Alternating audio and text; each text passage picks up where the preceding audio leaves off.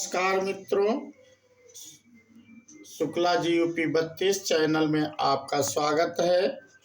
आज हम आपको गंगा जन्म की कथा भाग 1 इस वीडियो में जानकारी देंगे और फिर भाग 2 का वीडियो हम अलग से बनाएंगे। तो लीजिए मैं आपके लिए वीडियो शुरू करता हूँ। ऋषि विश्वामित्र ने इस प्रकार कथा सुनाना आरंभ किया। पर्वतराज हिमालय की अत्यंत रूपवती, लावण्यमयी एवं सर्वगुण संपन्न 2 कन्याएं थीं। सुमेरु पर्वत की पुत्री मैना इन कन्याओं की माता थीं। हिमालय की बड़ी पुत्री का नाम गंगा तथा छोटी पुत्री का नाम उमा था। गंगा अत्यंत प्रभावशाली और असाधारण दैवी गुणों से संपन्न थी। वह किसी बंधन को स्वीकार न कर मनमाने मार्गों का अनुसरण करती थी। उसकी इस असाधारण प्रतिभा से प्रभावित होकर देवता लोग विश्व के क्याड़ की दृष्टि से उसे हिमालय से मांग कर ले गए। पर्वतराज की दूसरी कन्या उमा बड़ी तपस्विनी थी। उसने कठोर एवं असाधारण तपस्या करके महादेव जी को वर के रूप में प्राप्त किया।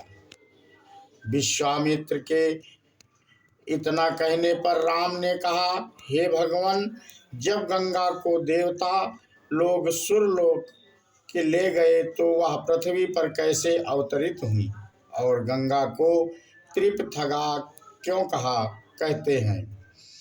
इस पर ऋषि विश्वामित्र ने बताया, महादेव जी का विवाह तो उमा के साथ हो गया था, किंतु 100 वर्ष तक भी उनके किसी संतान की उत्पत्ति नहीं हुई।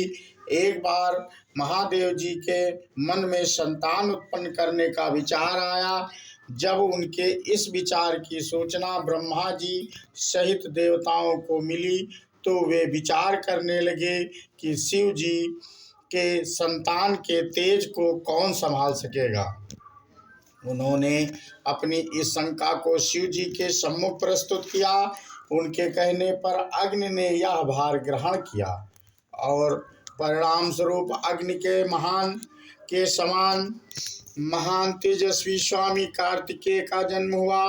देवताओं के इस षड्यंत्र से उमा के संतान होने में बाधा पड़ी तो उन्होंने क्रुद्ध होकर देवताओं को शाप दे दिया कि भविष्य में वे कभी पिता नहीं बन सकेंगे।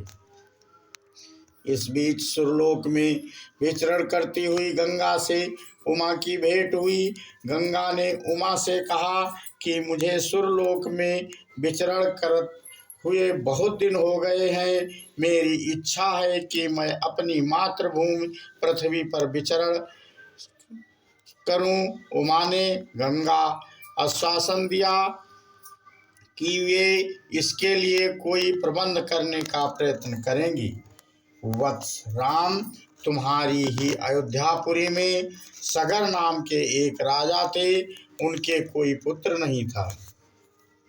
सगर की पटरानी केसनी विदर्भ प्रांत के राजा की पुत्री थी। केसनी सुंदर, धर्मात्मा और सत्यपरायण थी। सगर की दूसरी रानी का नाम सुमति थी, जो राजा अरिष्ट नेम की कन्या थी। दोनों रानियों को लेकर महाराज सगर हिमालय के भृगु प्रस्रवण नामक प्रांत में जाकर पुत्र प्राप्ति के लिए तपस्या करने लगे। उनकी तपस्या से प्रसन्न होकर महर्षि भृगु ने उन्हें वर दिया कि तुम्हें बहुत से पुत्रों की प्राप्ति होगी। दोनों रानियों में से एक का केवल एक ही पुत्र होगा जो कि वंश को बढ़ाएगा और दूसरी के 60,000 पुत्र होंगे।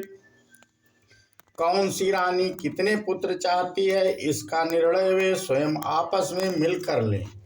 केसनी ने वंश को बढ़ाने वाले एक पुत्र की कामना की और गरुड़ की बहन सुमति ने 60,000 बलवान पुत्रों की। उचित समय पर रानी केसनी ने असमंजस नामक पुत्र को जन्म दिया। रानी सुमत के गर्भ से एक तुम्बा निकल, जिसे फोड़ने पर छोटे छोटे 60,000 पुत्र निकले। उन सबका पालन पोषण घी के घड़ों में रखकर किया गया। कालचक्र बीतता गया और सभी राजकुमार युवा हो गए। सगर का ज्येष्ठ पुत्र असमंजस बड़ा दुराचारी था और उसे नगर के बालकों को सरयू नदी में फेंक कर उन्हें डूबते हुए देखने में बड़ा आनंद आता था। इस दुराचारी पुत्र से दुखी होकर सगर ने उसे अपने राज्य से निर्वासित कर दिया। असमंजस के अंशुमान नाम का एक पुत्र था। अंशुमान अत्यंत सदाचारी और पराक्रमी था। एक दिन राजा सगर के मन में अश्वमेध यज्ञ करवाने का विचार आया। शीघ्र ही उन्होंने अपने इस विचार को कार्यक्रम रूप में परिणत कर दिया। राम ने ऋषि विश्वामित्र से कहा, गुरुदेव, मेरी रुचि अपने पूर्वज सगर की यज्ञ गाथा को विस्तार पूर्वक सुनने में है, अतः कृपा करके इस वृत्तांत को पूरा सुनाइए। राम के इस तरह कहने पर ऋषि विश्वामित्र प्रसन्न होकर कहने लगे, राजा सगर ने हिमालय एवं विंध्याचल के बीच की हरी भरी भूमि पर एक विशाल यज्ञ मंडप का निर्माण करवाया।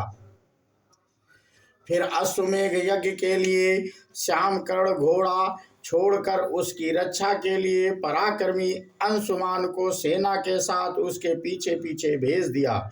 यज्ञ के संभावित सफलता के परिणाम की आशंका से भयभीत होकर इंद्र ने एक राक्षस का रूप धारण करके उस घोड़े को चुरा लिया। घोड़े की चोरी की सूचना पाकर सगर ने अपने 60,000 पुत्रों को आदेश दिया कि घोड़ा चुराने वाले को पकड़कर या मारकर घोड़ा वापस लाओ। पूरी पृथ्वी में खोजने पर भी जब घोड़ा नहीं मिला तो इस आशंका से कि किसी ने घोड़े को तहखाने में ना छुपा रखा हो, सगर के पुत्रों ने संपूर्ण पृथ्वी को खोदना आरंभ कर दिया। उनके इस कार्य से असंख्य भूमि तल निवासी प्राणी मारे गए। खोदते खोदते वे पाताल तक जा पहुँचे। उनके इस नृशंस कृत्य की देवताओं ने ब्रह्मा जी से शिकायत की तो ब्रह्मा जी ने कहा कि ये राजकुमार क्रोध एवं मद में अंधे होकर ऐसा कर रहे हैं। पृथ्वी की रक्षा कर दायित्व तो कपिल पर है, इसलिए वे इस विषय में कुछ न कुछ अवश्य करेंगे। पूरी पृथ्वी को खोदने के बाद भी जब घोड़ा और उसको चुराने वाला चोर नहीं मिला तो निराश होकर राजकुमारों ने इसकी सूचना अपने पिता को दी। रुष्ट होकर सगर ने आदेश दिया कि घोड़े को पाताल में जाकर ढूंढो। पाताल में घोड़े को खोजते वे सनातन वासुदेव कपिल के आश्रम में पहुंच गए। उन्होंने देखा कपिल देव आंखें बंद किए बैठे हैं और उन्हीं के पास यज्ञ का वह घोड़ा बना हुआ है। उन्होंने कपिल मुनि को घोड़े का चोर समझकर उनके लिए अनेक दुर्वचन कहे और उन्हें मारने के लिए दौड़े।